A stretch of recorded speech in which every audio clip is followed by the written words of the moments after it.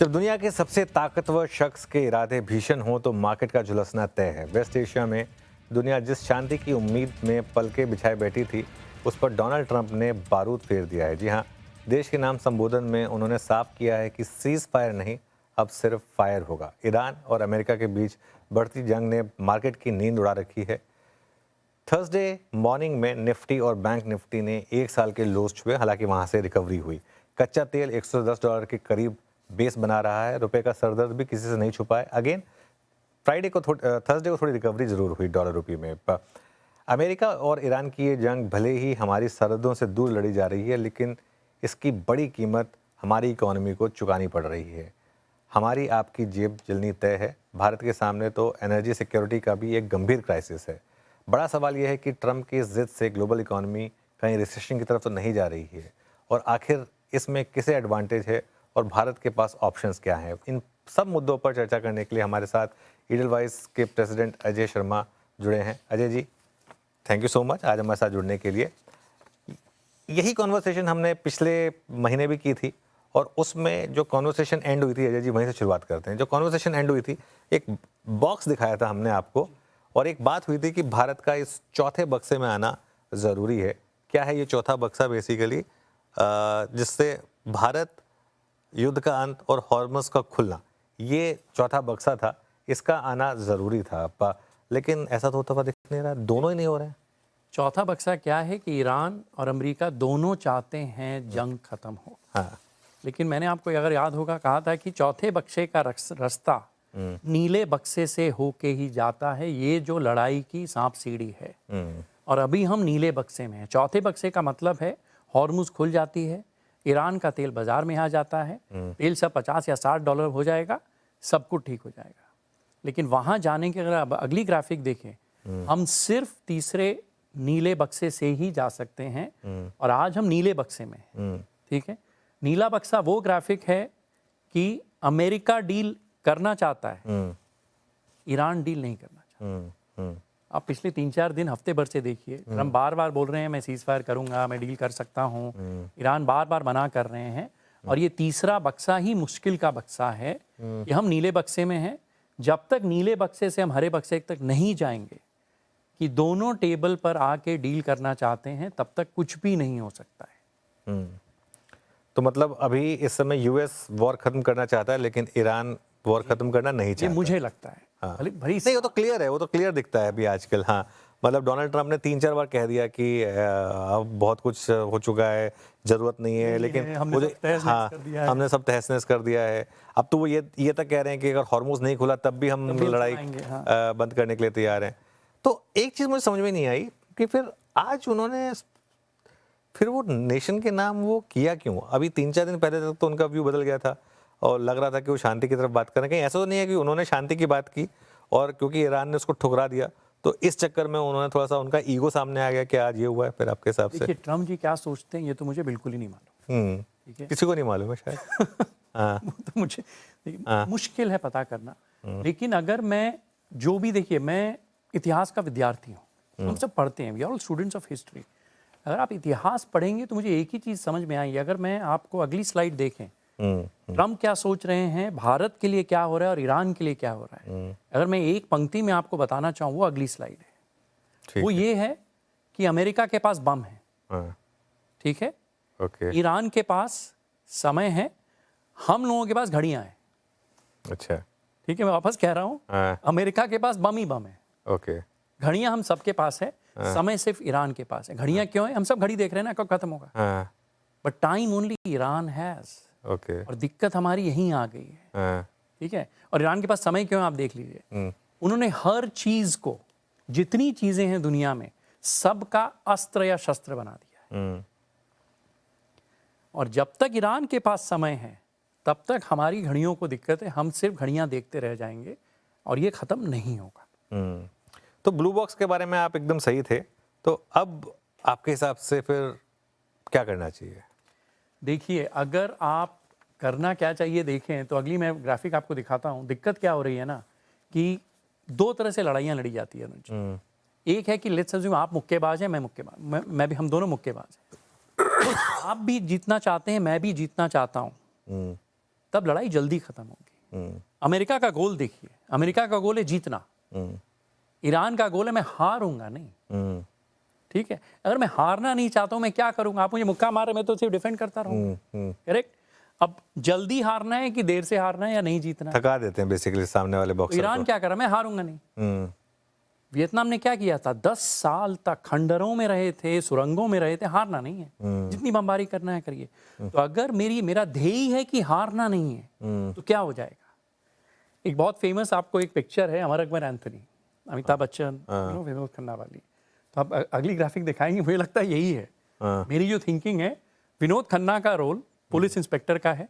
वो एक सीन है जो अमिताभ बच्चन को बहुत बूट मारते हैं। आपको वो सीन होगा, मुझे अच्छे से याद है। उसके बाद वो शीशे के सामने जाके वो जो करते हैं। हाँ, उसके जस्ट पहले वो जेल में जब अमिताभ बच्चन होते हैं, चालाकों के पीछे से क्या बोलते हैं? ऐसा तो आदमी 2 ही बार भागता है ना? एग्जैक्टली। मैंने तुम्हें 2 मारा लेकिन सॉलिड मारा। मैं थोड़ा ट्रिविलाइज कर रहा हूँ इशू को, लेकिन ईरान की स्ट्रेटजी यही हो गई है। असिमेट्रिक वॉर क्या है? यही है कि 2 मारना है, सॉलिड मारना है, और डरा के रखना है कि मारूंगा भी या नहीं मारूंगा। तो अगर ये अमर अकबर एंथनी की स्ट्रेटजी चल रही है कि 2 मारा, सॉलिड मारा, बहुत है, और ईरान कई समय तक 2 मारा, सॉलिड मारा कर सकता है। तो ये आप क्यों कह रहे हैं कि ईरान के पास वक्त है? मतलब ऐसा उनके भी आई एम श्योर इंफ्रास्ट्रक्चर पर डैमेज हो रहा है, कहीं ना कहीं एक रिस्क भी रहेगा कि उनके पावर प्लांट पे भी अटैक हो सकता है। अब तक तो हालांकि नहीं हुआ है, तो ऐसा क्यों मान रहे हैं आप कि ईरान के पास अभी वक्त है? देखिए, अगर वापस से वो ब्रह्मा विष्णु महेश कर्व पे जाते हैं, ठीक है, एक लड़ाई है पुरानी तरीके की लड़ाई, जो कि लोहे के वेपन से होती है, शस्त्रों से होती है, जो आप पे मैं फेंक सकता हूं, आप मुझ पे फेंक सकते हैं। एक जो नई लड़ाई हो रही है वो आप देखिए, वो मुझे लग रहा है अली ब्रह्मा अली विष्णु फेस में, जो असिमेट्रिक लड़ाई है। ठीक है, यहां सिर्फ शस्त्र आपका वेपन नहीं है। आपने स्विफ्ट सिस्टम को वेपन बना दिया है कि मैं सैंक्शन लगा दूंगा, मेरा पेमेंट सिस्टम आप यूज नहीं कर सकते, मेरा जीपीएस आप यूज नहीं कर सकते, तो हर चीज शस्त्र बन गई है। तो ईरान ने क्या किया है? चाइना की सैटेलाइट ले ली है, रशिया का भूगोल यूज कर रहा है, जो पिछली बार हमने बात करी थी कैस्पियन सी की। करेक्ट। सो अगर आप हर चीज को शस्त्र बना देते, नॉट जस्ट पुराना लोहे से बना हुआ सामान, तब आप लंबा लड़ सकते हैं। अभी जैसे आप ही ने कहा, ड्रोन ही भेजना है, 2 ही वार करने हैं, छोटे वार करने हैं, कई सारी चीजें भेजनी है, सस्ती चीजें भेजनी है, तो लड़ते रहेंगे, लड़ते रहेंगे, लड़ते रहेंगे। ओके, कितना समय उनके पास फिर आपके हिसाब से? देखिए, अभी आपने बोला वियतनाम की वॉर 10 साल खींच गई थी। जी सी, अगर आप लड़ाइयाँ देखें तो ये लड़ाई, क्योंकि अभी तो 5वां हफ्ता चल रहा है, अभी देखिए, अगर उन्होंने कहा कि 3 हफ्ते और चलेगी, डोनाल्ड ट्रंप ने कहा। देखिए 3 हफ्ते 4 हफ्ते तो शुरू से कह रहे हैं। हाँ, ये तो रोलिंग 4 हफ्ता हो गया। हाँ, ठीक है, अगर रोलिंग 4 हफ्ता होगा, भारत के लिए इतना समय नहीं है। और 8 साल तो आप भूल जाइए, अगर 8 साल चला तो दुनिया खत्म, एक तहस-नहस हो जाएंगी चीज़। इतना समय नहीं है हमारे पास। कितना समय हमारे पास आपके हिसाब से? देखिए, अगर सिर्फ आप फिजिकली बात करें, भारत के पास कितना समय है, तो आप मेरा सर्कल ऑफ कंसर्न लगा दीजिए, जो मेरी चिंता की बातें हैं। ठीक है, मैंने एक बहुत बड़ा लाल, एक डरावना गोल बना रखा है। ठीक है, और याद होगा आप ही के चैनल में राज कपूर जी के गाने की बात हुई थी, मेरा जूता है जापानी। अभी आप देखिए चिंता की बात क्या है, मेरी गैस है कतारी, करेक्ट, रेमिटेंस है दुबई से, दुबईस्तानी, तेल और मिग मेरा रूसी, लेकिन हॉर्मुज हो गया ईरानी। चिंता की बात यह है। अब सर्कल ऑफ कंसर्न एक कॉन्सेप्ट होता है, क्या क्या मेरी चिंता की चीजें हैं। आज मैं भारत में, लड़ाई मेरी चिंता में है, तेल का भाव मेरी चिंता में है, एनर्जी सिक्योरिटी मेरी चिंता में है, और डिफेंस सप्लाई मेरी चिंता में है। तेल का भाव एक चीज होती है, और कितनी वॉल्यूम मैं खरीदता हूं वो है। अब ये सारी चिंता की बातें, इसके अंदर एक और सर्कल है कि कितनी चीजें अनुज जी आपके और मेरे और सरकार के कंट्रोल में है, वो है ब्लू सर्कल। ठीक है, ऑयल प्राइस हमारे कंट्रोल में है ही नहीं। एनर्जी सिक्योरिटी, आज के दिन हम 85% ऊर्जा बाहर से लेते हैं, हमारे कंट्रोल में है ही नहीं, हमारी चिंता का विषय है। डिफेंस, हमारा सारा सामान बाहर में आता है। कंट्रोल में क्या है कि जो हमें सामान चाहिए, एलपीजी, और आज के दिन हमें जो तेल चाहिए हम ले आए, वो गणित लेकिन भारत सरकार ने बहुत अच्छा किया है। ठीक है, और ये जो सर्कल ऑफ, जो ब्लू सर्कल है, सबसे डेंजर क्या होता है मालूम है? कि हमें डर लगना शुरू हो जाता है। जो आपने कहा ना, कब तक चलेगा, कितनी अनसर्टेनिटी है, क्यों चलेगा। यहाँ एक शब्द है अभयम, क्योंकि पिछली बार भी हमें कुछ अध्यात्म की बातें हुई थी। मैं अभयम वर्ड की ओरिजिन आपको बताता हूँ। गीता 16.1 का श्लोक है। भगवान ने 26 गुण और 6 अवगुण बताए हैं जो हमें आप में होने या नहीं होने चाहिए। पहला जो श्लोक है वो कहते हैं, अभयम सत्व सौशुद्धिर ज्ञान योग व्यवस्थिति दानम दमश्च यज्ञश्च स्वाध्याय अस्तप आर्जव।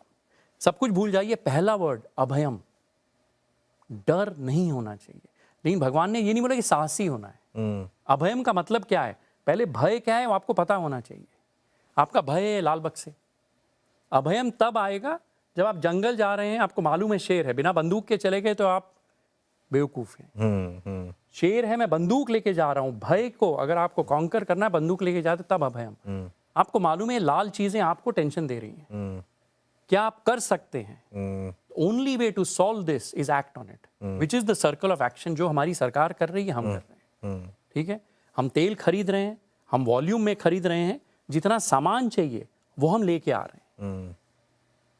तो आप सॉरी नहीं, तो मतलब अभी हमारे पास पहले एक ऑप्शन हुआ करता था रशियन ऑयल लेने का जी। अब अनफॉर्चुनेटली हमारे पास वो भी नहीं बचा है। नहीं, एक्चुअली अगर आपको याद होगा, पिछले वो स्लाइड मेरे पास आज नहीं है। यूक्रेन जब वॉर शुरू हुई थी, रशिया इतना सा तेल दुनिया को भेजता था, इंडिया उस समय 0 लेता था।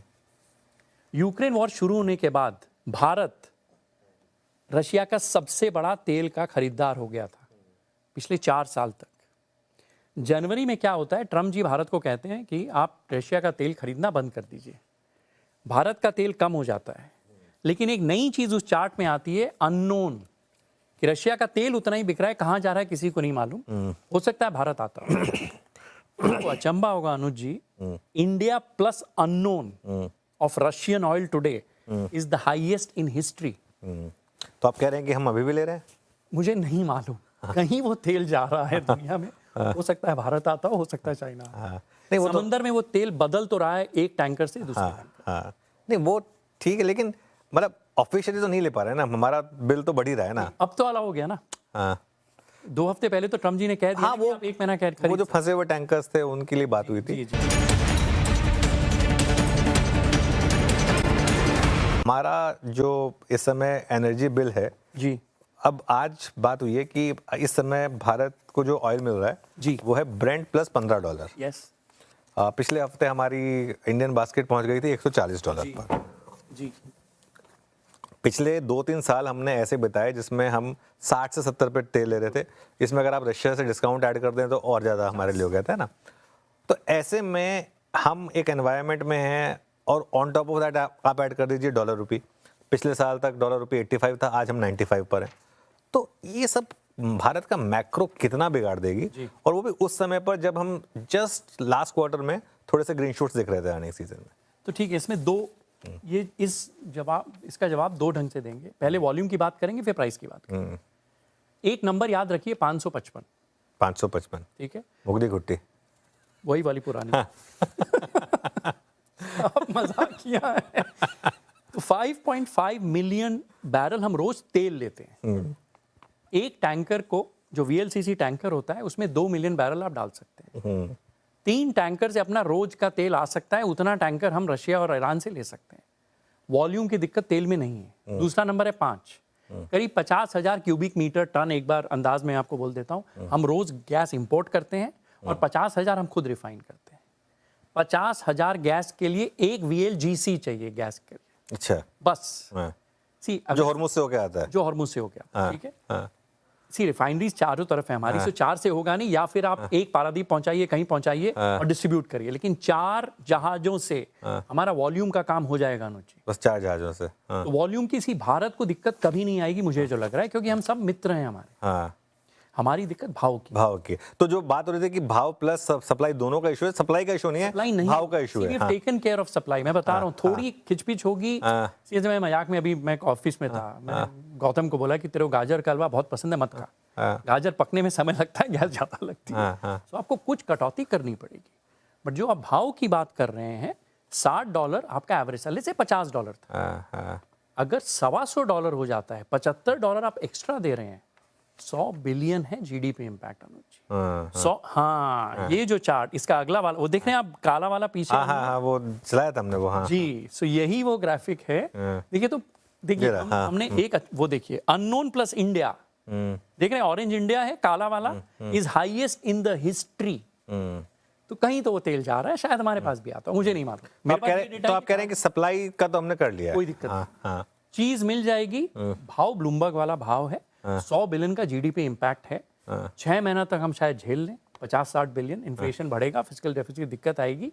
बट उसमें क्या है ना कि जब आज आप दिक्कत में होते हैं, आप फ्यूचर से उधार लेते हैं, हाँ ठीक है, लेकिन लंबी चली तब मैं सच बोल रहा हूँ, ऑल बेट्स आर ऑफ। तो 6-7 महीने में सिमट जाए तो बेस्ट है, मतलब 6-7 महीने भी ज़्यादा हो गया, लेकिन उससे ज़्यादा नहीं लंबी खींचनी चाहिए। देखिए 6-7 महीना तो अनुज जी फिर हम आपको स्टूडियो में नहीं बुलाएंगे आप मुझे। क्यों? अब दूसरा महीना तो हो चुका है। रशिया यूक्रेन भी तो चला था, कितना लंबा चला था रशिया, चल ही रहा है, अब तक चल रहा है। हाँ देखिए 4 साल में तो दुनिया डिस्ट्रक्शन है जी, क्या बात कर रहे हैं।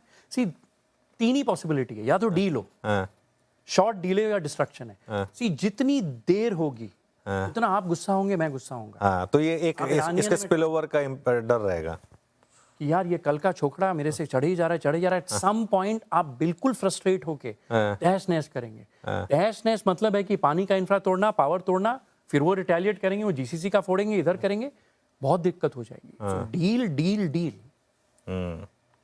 तो डील में क्या ईरान आपको लगता है कि इवेंचुअली कहेगा कि चलिए ठीक है, we are giving up nuclear option, मतलब अपना प्रोग्राम जो है ना हम पूरा कैंसिल कर रहे हैं? देखिए अगर जैसा मैंने आपको कहा कि अगर सब कुछ शस्त्र है तो न्यूक्लियर की जरूरत क्यों है, पहले वो वहां से शुरू करते हैं, फिर न्यूक्लियर के बिना काम हो सकता है। देखिए 5 देश थे, Gaddafi Libya, Saddam Hussain Iraq, north Korea Kim Jong, Iran और वेनेजुएला। 5 थे big this thing controlled by a fanatic, correct, dictators. एक के पास सिर्फ न्यूक्लियर वेपन था, सिर्फ वही जिंदा है। सद्दाम नहीं है, वेनेजुएला वाला कैप्चर हो गया है, गद्दाफी इज डेड, ईरान के पुराने लीडर इज डेड। एक ही जिंदा है जिसके पास न्यूक्लियर वेपन है। सो न्यूक्लियर वेपन क्लियरली डेटरेंट है, और ये तो इस बार प्रूव हो गया है।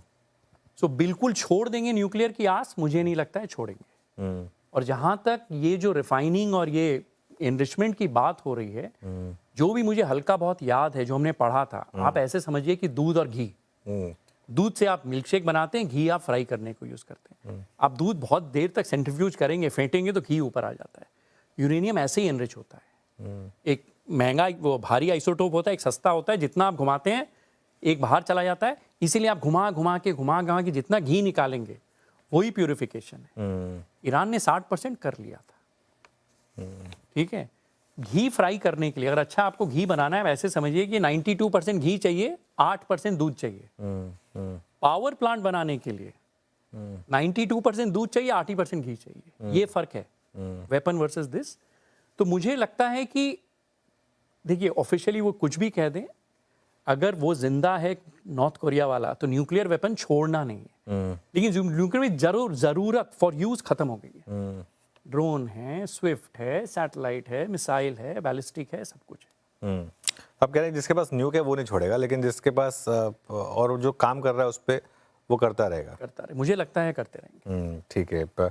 तो एक दो आखिरी सवाल, हमारे लिए फिर इस समय बेस्ट केस सिनेरियो क्या है और वर्स्ट केस सिनेरियो क्या है? देखिए बेस्ट केस है 1 हफ्ते में लड़ाई खत्म हो जाए और उसके बाद ईरान का तेल और सब कुछ सेटल हो जाए, हॉर्मुज खुल जाए, तेल वापस $60 चला जाए। बेस्ट केस है प्रॉब्ली 10%। ओके, ठीक है। वर्स्ट केस है ये 3 साल चलता है, then all bets are off. उसकी प्रॉबिलिटी मैं कहूँगा 30%। ओके, ब्रॉडली 50% प्रॉबिलिटी है ये खींचेगा, और फिर एक समय आएगा जब सब बोलेंगे यार बंद करो।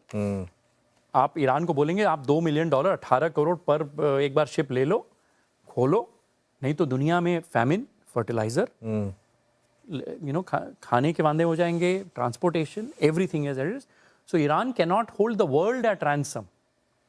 अल्टीमेटली उनकी भी सभ्यता है, right. So that is what I think. So 3 अगर सिनेरियो तो ये है कि वर्स्ट केस मुझे लगता है इतना बुरा होना चाहिए बट बेस्ट केस की चांस इतनी अच्छी नहीं है। अगर नहीं तो आज ट्रम्प जी को सुबह आके बोल देना चाहिए था मैं खत्म कर रहा हूँ। आज भी तो वही कह रहे हैं, बमबारी करता रहूंगा। ओके, और अगर वर्स्ट केस प्ले आउट होता है हमारे केस में, जी तो मार्केट कहाँ तक जा सकता है और बेस्ट केस में मार्केट कहाँ तक जा सकता है आपके हिसाब से? देखिए, वर्स्ट केस में तो आप मुझसे पूछिए मत। हाँ, वो तो हम ना ही चाहें तो बेटर अगर वो लार्ज लॉस वाली, अगर आप सीन जो मैं कहता हूँ कई बार ना कि large profit small profit large loss हो सकता है। अगर वर्स्ट केस हुआ अनुज जी तो ऑल बेट्स आर ऑफ, मैं कुछ नहीं बोल सकता। It is very dangerous for the world and India. हमारी 80% ऊर्जा बाहर से आती है। हम $150 अफोर्ड नहीं कर सकते तेल, हम इतनी महंगी गैस अफोर्ड नहीं कर सकते। फैक्ट्रियाँ बंद हो जाएंगी, नौकरियाँ चली जाएंगी, दिक्कत है। तो मैं वर्स्ट केस की आशा भी नहीं करता हूँ। ठीक है, इसलिए आपने एक अच्छी बात करी कि मुझे इस बार इस तरह बैठा दिया, शायद कुछ बदल जाए। और बेस्ट केस सिनेरियो में क्या लग रहा है कि मार्केट बॉटम के करीब है इन दैट केस? आप देखिए, लड़ाई के पहले फिस्कली इनफ पैसा था। हाँ, करेक्ट, सब कुछ ठीक ठाक चल रहा था, धीरे धीरे ग्रीन शूट्स आ रहे थे, अर्निंग्स आ रही थी, सब कुछ ठीक जब एकदम हो ही गया था, जनवरी मार्केट नया हाई बनाने वाला था, तब से ये शुरू हो गया है। तो फिर भी देखिए, एक क्वार्टर तो वॉश आउट है। टाइल नहीं मिल रही हैं, गैस नहीं मिल रहे हैं, पेंट नहीं मिल रहा है, तो जून क्वार्टर तो वॉश आउट है just because of after effects जो हुआ है। अगर बंद हो जाती है तो सितंबर क्वार्टर से चीजें बहुत अच्छी हो जाएंगी। ओके, चलिए, तो यही उम्मीद करेंगे कि best case scenario play out हो अजय जी, और होपफुली सब कुछ ठीक रहेगा।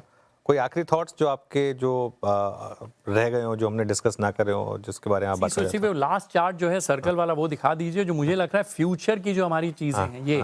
देखिए, सर्कल ऑफ एक्शन जो येलो वाला है ना, अब ये करना पड़ेगा। अच्छा, सर्कल ऑफ एक्शन और ऊर्जा। देखिए, चाइना ने क्या किया है, एक एग्जांपल हमें लेना पड़ेगा। चाइना भी तो ऑयल डिपेंडेंट था। आज चाइना की 85% ऊर्जा अंदर की हो गई है। और अंदर की मतलब क्या, उनके पास तो तेल है नहीं इनफ, सूरज, वायु, पानी जो रोज मिलते हैं उन्होंने कर लिया है, हमने भी होड़ करी है। हमें एक्सेलरेट करना पड़ेगा, और defence, we can not be dependent on the world any more. तो ये सारी चीजें हमें येलो सर्कल के अंदर लानी पड़ेगी अगले 10-20 साल। जो चीजें हम 5 साल में करना चाहते थे, हमें अब 1 साल में करनी। तो जो अल्टरनेटिव एनर्जीज हैं वो और जल्दी उन पे काम बहुत करेंगे, accelerate बहुत ज्यादा, क्योंकि वो सस्ती होती हैं। हाँ, देखिए, हाइड्रोकार्बन से जितनी ऊर्जा आप बनाएंगे, कोयला, गैस, राइट, महंगा होता है। हाँ, सूर्य रोज निकलता है, वायु रोज चलती है, झरने रोज बहते हैं, ठीक बात है, सस्ती है। ठीक। चलिए, होपफुली इन सब पर जल्दी काम हो। अजय जी, बहुत बहुत शुक्रिया आज हमारे साथ जुड़ने के लिए, और एक इंटरेस्टिंग टॉपिक पर एक बार फिर से इतना क्लियर कट भी रखने के लिए। थैंक यू जी। चलिए, स्पेशल शो में इतना ही। आप जुड़े रहिए CNBC आवाज़ के साथ।